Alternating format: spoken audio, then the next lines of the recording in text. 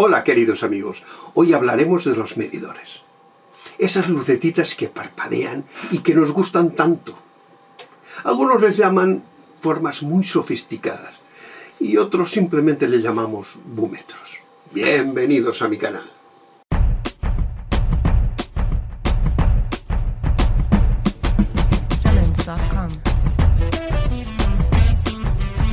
¿Y por qué este tutorial? Bueno, para mí es casi imprescindible. Después de ver que muchos, quizás demasiados, les dan a estos medidores con nombres estrafalarios unas propiedades, diríamos, casi mágicas.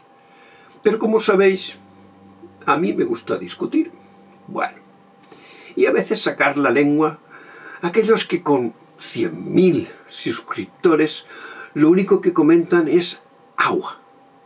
Claro está, si hablaran de la realidad pura y dura, los temas se terminarían y el negocio también. Alguien me diría, tú haciendo amigos, ¿eh? Bueno, será la edad. Quizás el cansancio de escuchar tantos bulos o de verdades a medias en la red, ¿no? Bien, como principio, un poco de historia siempre viene bien. Allá por el año 1750, un ingeniero, Luigi Galvani, investigando con las patas de una rana, vio que éstas reaccionaban al paso de una pequeña corriente y se movían. En los inicios de la grabación, por ejemplo, del fonómetro de Edison, al ser una huella mecánica, el medidor propiamente dicho realmente era técnico, que veía cómo se movía aquella aguja que marcaba el surco sobre la cera, según se hablara o cantara sobre el embudo o trompeta de aquel primerizo artilugio. Bien, entonces, ¿cuándo aparece la necesidad real de medir el sonido? Recordemos que el galvanómetro solo se utilizaba para medir voltajes o intensidades eléctricas. Así que hasta que no llega la grabación basada en esta electricidad, nuestro amigo no era muy útil. Con este descubrimiento lo cambia casi todo. Aparecen los micrófonos eléctricos, válvulas, amplificación y la señal eléctrica amplificada o aplicada al audio. Entonces la gran pregunta de los técnicos fue: ¿cuánta señal, voltaje o intensidad estamos enviando al sistema de radio o de grabación? O sea, muy poca señal, escuchábamos más el ruido propio de los circuitos y demasiada señal, distorsionábamos los altavoces. Con la grabación en cinta magnética, recordemos que fueron los alemanes los primeros que utilizaron esta tecnología, ya que antes de ellos utilizaba un alambre imantado. Estos medidores aquí ya eran casi imprescindibles, porque este soporte tenía un límite para aceptar más magnetismo. Aunque la cinta tolera ciertos picos, podíamos incrementar el ruido propio y además saturar la grabación. Con lo que el ahora llamado búmetro mostraba un nivel promedio de picos y movimiento continuo de la señal. O sea, que encajaba perfectamente para el control de niveles y aprovechar el fondo de escala o el llamado heat drum. Bueno, ya tenemos visualmente una referencia de la señal que estamos enviando a nuestra cinta. Pero la respuesta es lenta. Su rapidez máxima es de apenas 300 milisegundos. Esto es, medimos algo cercano al promedio medio, el RMS famoso. Pero no detectamos los picos rápidos. O sea, te dice cómo se siente el audio y lo cerca que estás del clipping. Pero no mucho más. Aquí volvemos a tener un técnico que, más que especializado, está acostumbrado a ver el movimiento de esa aguja y con esta información mínima saber cuándo todo está correcto. Y en el mastering de los vinilos, los picos eran peligrosos, ya que podía provocar que la cortadora de lacas en los graves fuertes la aguja se saliera de control. Esto es, si el estéreo era muy ancho, el surco era deforme. Si el nivel era excesivo, distorsión real en el vinilo. O sea, teníamos otra vez contratado de por vida a un técnico que vigilaba los medidores y de forma visual el corte físico. Lo dicho, un surco profundo más sonido, unos estrechos poca energía y al final estos medidores te decían si el vinilo era fabricable. Estamos en el año 86. Philips y sus CDs creó lo que muchos estaban esperando, el sonido definitivo, cero ruidos de fondo y unos niveles de potencia en nuestros altavoces que pocas grabaciones en analógico podían conseguir. Bien, y ahora los medidores, ¿qué medían? Teníamos 16 bits de profundidad, de escucha. Algunos diréis, bueno, bit a bit. Bien, entendamos que 0 no había señal y con 1 teníamos señal. Imaginaros, un búmetro de millones de luces. Bueno, prácticamente esto es imposible de seguir. Total, que al final se marcó un promedio de estos búmetros, que son los que actualmente tenemos. Bien, ahora tenemos medidores para todo. Uno de fondo de escala, el Peak Meters o 0 dBFS, Full Scale. Es muy importante ya que sobrepasar el nivel del digital es como beber cerveza agria. Cosa que con el mundo analógico no pasaba. Cuanto más, parecía que mejor. Luego tenemos los RMS, energía media. Al final, y más sofisticados, los LUFS, más o menos el volumen percibido. Y además con ellos, añadir sus versiones, el momentary, el short term y, como no, el integrate. Un poco de lío, pero no os preocupéis, que los explico cada cual. Los 0 dBs FS o Full Scale en digital no es una referencia. Es el límite absoluto si llegamos a más del rojo. En eso tendremos los famosos clipping, que suenan rotos. Luego están los LUFS integrados, que es el volumen medio real de toda la canción. O sea, desde el principio hasta el final. Esto es, que un tema tiene una intro suave, una estrofa media, un estribillo fuerte y al final un final suave.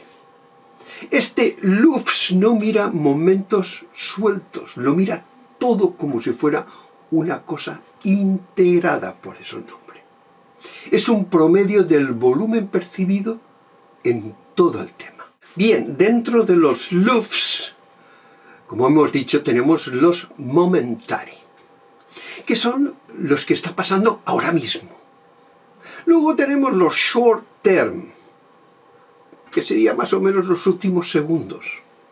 Y el último, el que hemos explicado antes, el integrate, o diríamos el integrado, que es el nivel medio de toda la canción.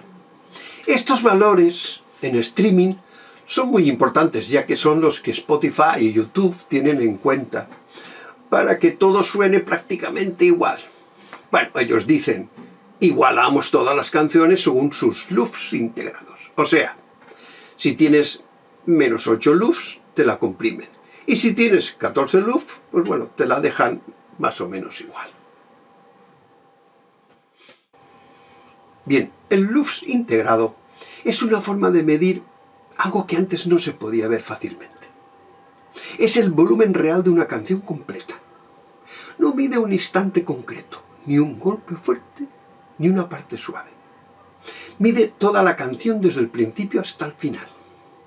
Es como si alguien la escuchara entera de una vez y luego la calcula y recalcula cuánto volumen percibimos de promedio.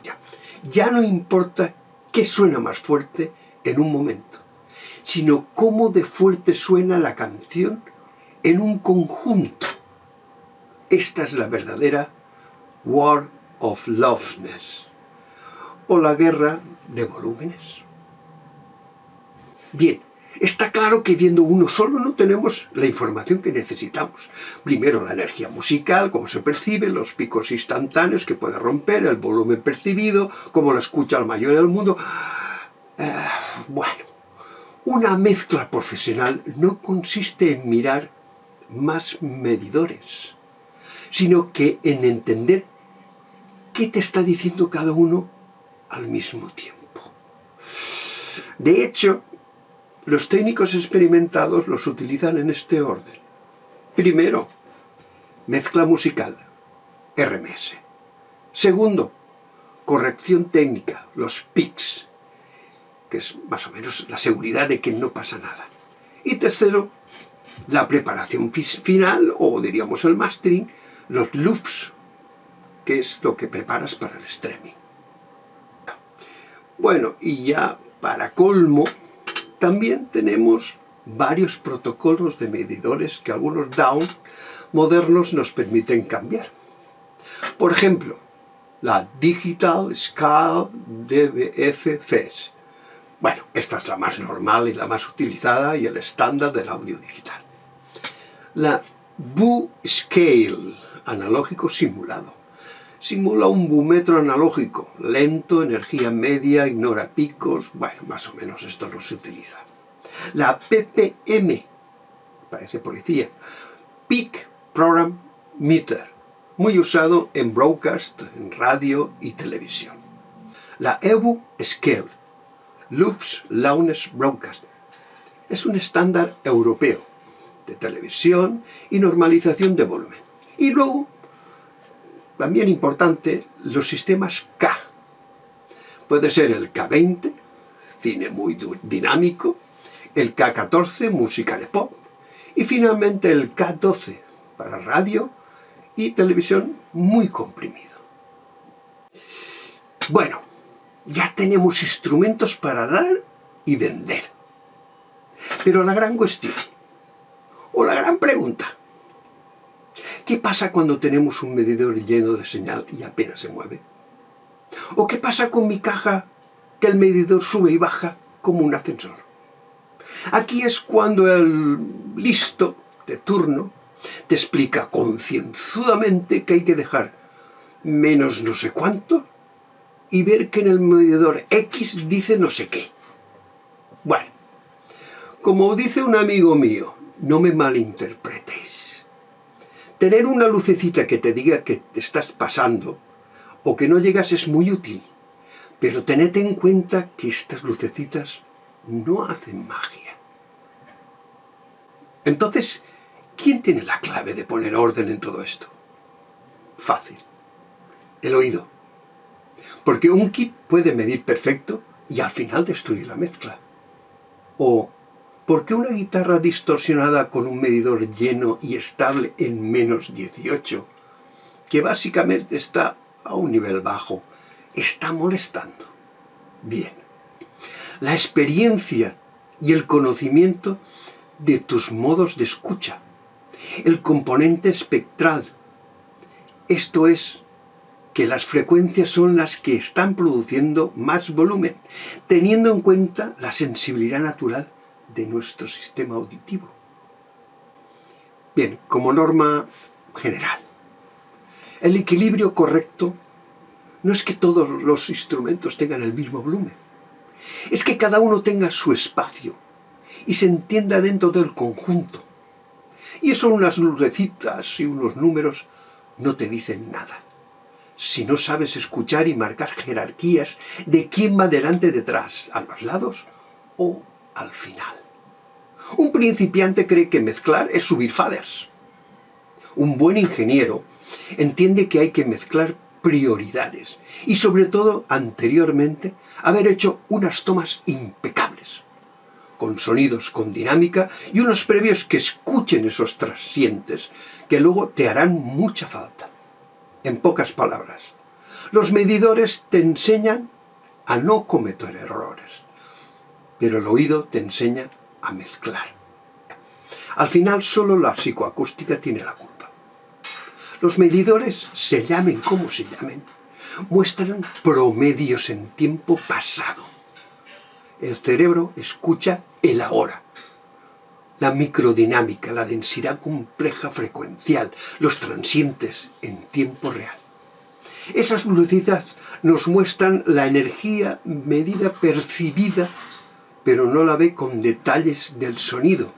Con el tiempo, el buen ingeniero pasa de los medidores y empieza a escuchar cómo respira el sonido.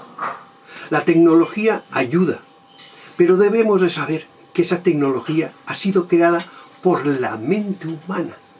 Y por desgracia aún no tenemos ninguna máquina, ni unas luces que la sustituya. Bien, espero que este vídeo os haya abierto a alguien los ojos. Y algunos que, sin entender mucho de luces y valores, realizaréis unas mezclas perfectas. Gracias por haber estado atentos y espero veros en el próximo vídeo. Un abrazo a todos y, como no, ahí va nuestro grito preferido.